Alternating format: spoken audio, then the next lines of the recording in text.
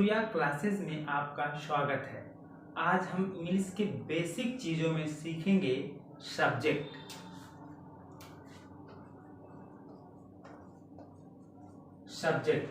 Subject means क्या होता है? कर्ता और विषय भी होता है। आज हम लोग इस चीज में एक नया चीज सीखेंगे, वह शायद किसी वीडियो में आप सीखे होंगे। तो वही चीज हम जानेंगे कि कर्ता और विषय किसे कहते हैं। सब्जेक्ट मीन्स क्या होता है? कर्ता। सब्जेक्ट मीन्स क्या होता है? विषय। लेकिन सब्जेक्ट किसे कहते हैं, इसको अगर आप पूछते हैं तो इसके बारे में एक हमको लंबा प्रोसीजर देना पड़ेगा।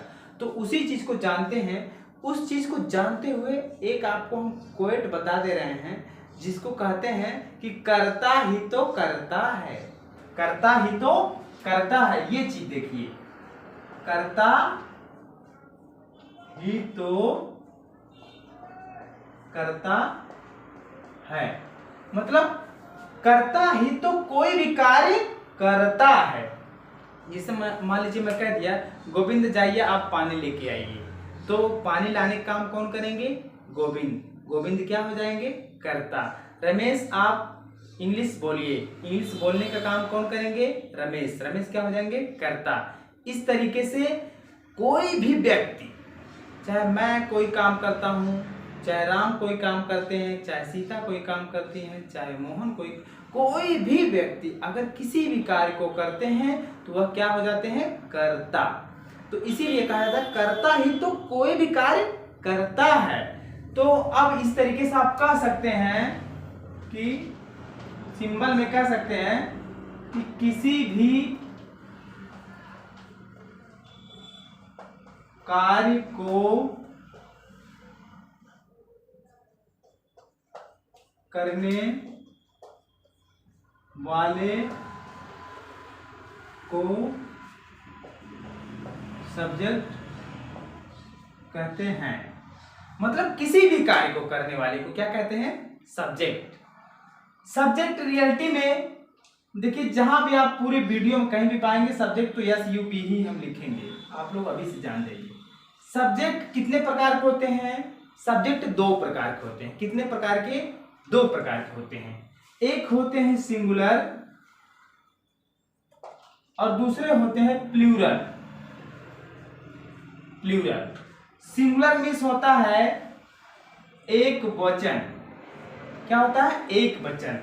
प्लूरल मीन्स होता है बहुवचन। तो एक वचन क्या होता है? यह दो शब्दों से मिलकर बना है। एक है एक, दूसरा है वचन। एक मतलब एक और वचन मतलब होता है बात, यानी एक की बात। इसमें क्या? इसमें हम एक की बात को मानेंगे, यानी एक की बात करेंगे। एक लोग की, एक आदमी की, एक चीज की, एक किसी भी एक लोग की हम बात करेंगे। और इसमें बहु मीन्स क्या होता है? बहुत। इसमें हम बहुत लोगों की बात करेंगे, यानी एक से ज्यादा। ये आप लोग सिंगल शब्द सुने होंगे, सिंगल।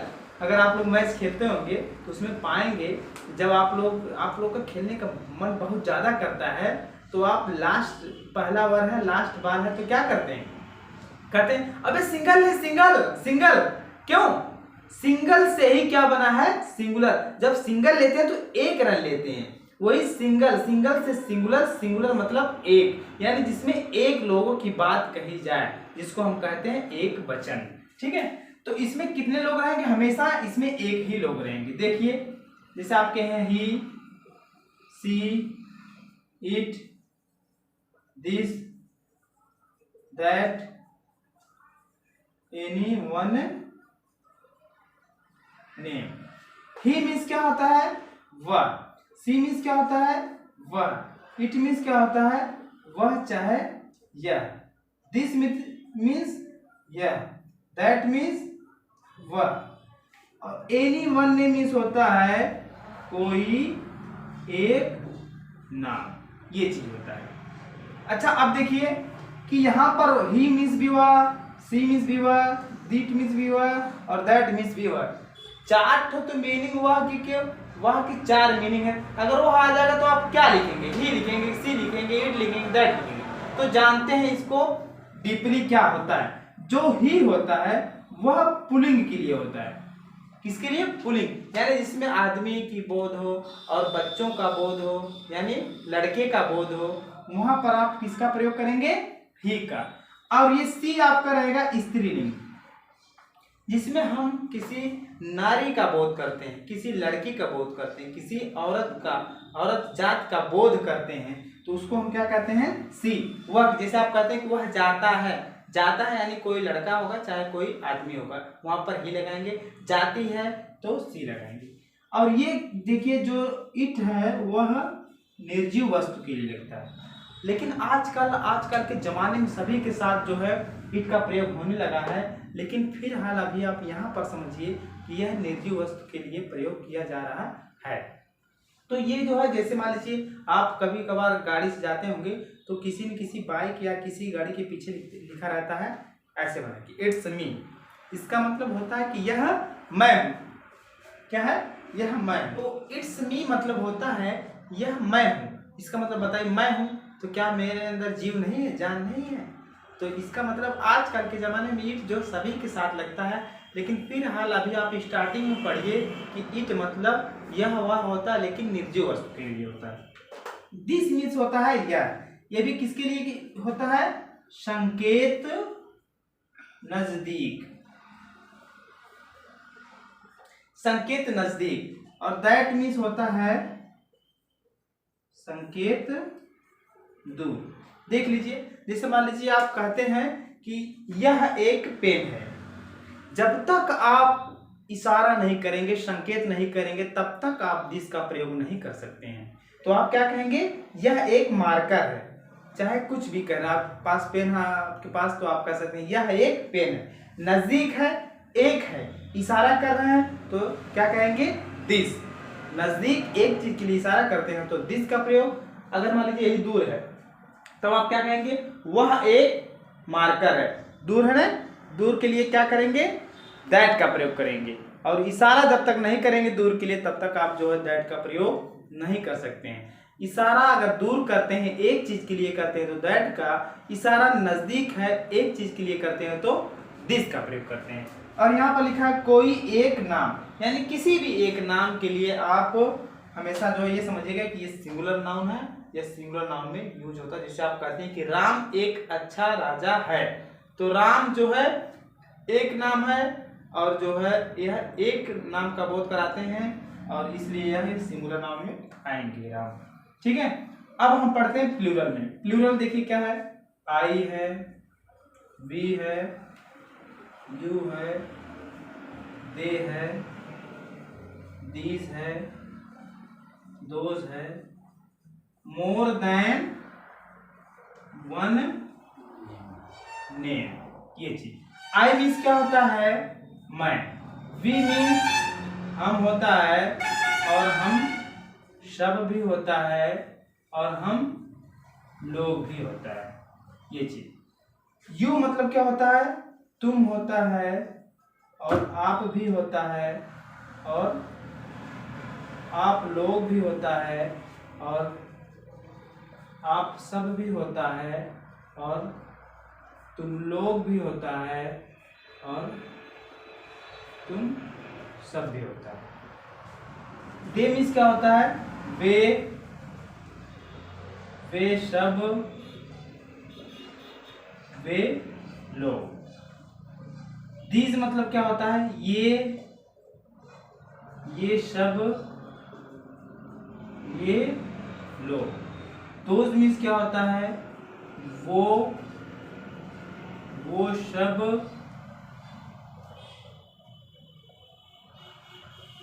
वो लोग। More than one name means होता है एक से अधिक नाम।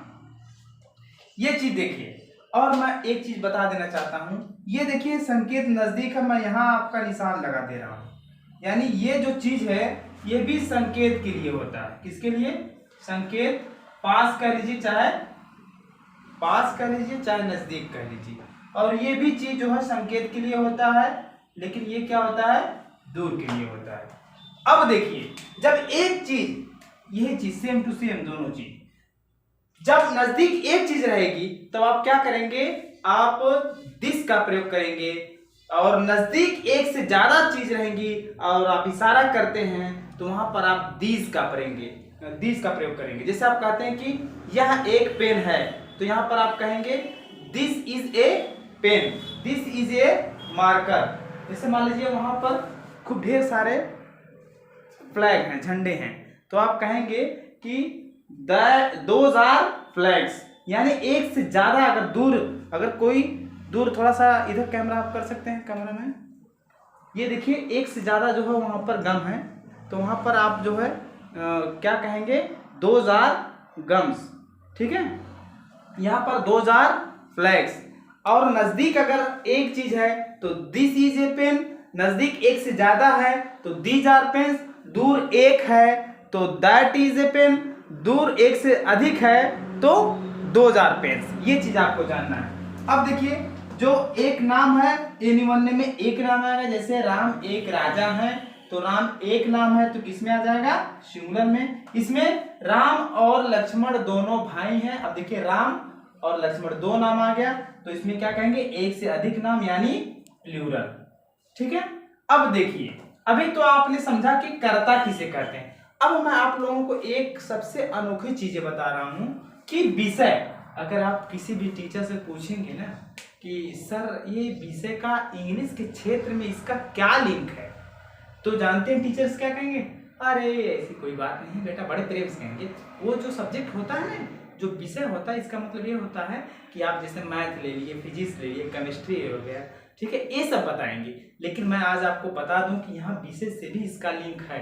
कैसे लिंक है, देखिए जैसे आप कहते हैं कि राम एक राजा है, राम एक राजा है, तो अब बताइए सब्जेक्ट किसे कहते हैं, तो आप कहेंगे राम सब्जेक्ट है, चलो अच्छा मैं मान लेता हूं सब्जेक्ट है। तो सब्जेक्ट किसे कहते हैं, सब्जेक्ट किसे कहते हैं, किसी भी कार्य को करने वाले को सब्जेक्ट कहते हैं। तो क्या आप लोग बता सकते हैं कि राम एक राजा में कोई कार्य हो रहा है, नहीं, तो कैसे राम सब्जेक्ट हो जाएगा, समझिएगा, थोड़ा सा डीपली समझना पड़ेगा आप लोगों को। जब तक कोई कार्य नहीं करता है तब तक वह सब्जेक्ट नहीं कहलाता है। तो यहाँ राम एक राजा है तो कोई काम नहीं हो रहा है, तो सब्जेक्ट कैसे हो गया राम।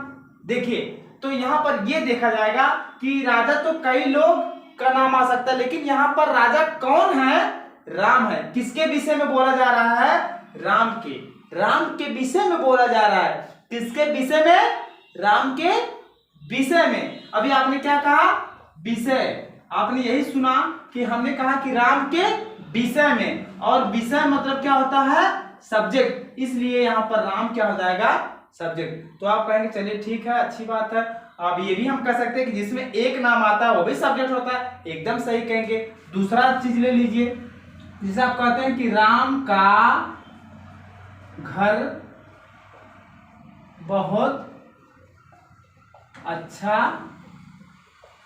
है, ये लीजिए, राम का घर बहुत अच्छा है, तो इसमें सब्जेक्ट क्या है, तो आप कहेंगे कि राम सब्जेक्ट जरा बनाइए, Ram is very good house.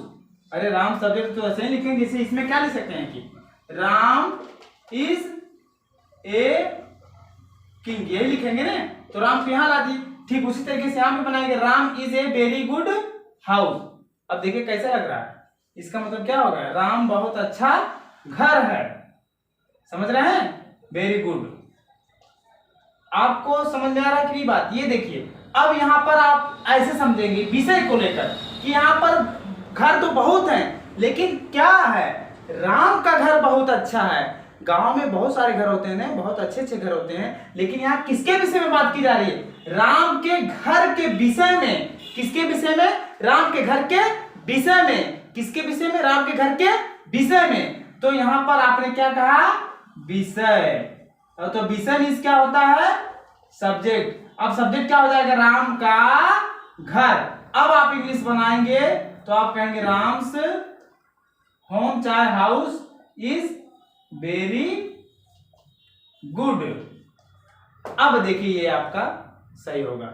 यही है, यही सबसे अनोखी बातें हैं। अब यहाँ पर इससे इसका लिंक है विषय से। यही सब्जेक्ट मतलब क्या होता है, विषय। जिस विषय में हम बात करते हैं वह भी क्या होता है, सब्जेक्ट होता है। इस चीज को हम जानेंगे तो हमको सब्जेक्ट को पहचानने में कोई दिक्कत नहीं होगी। इसी के साथ आपको मैं धन्यवाद देता हूँ कि आपने हमारे वीडियो को पूरा देखा, और आपसे गुजारिश है कि आप हमारे चैनल को सब्सक्राइब करें, कमेंट करें और लाइक करें।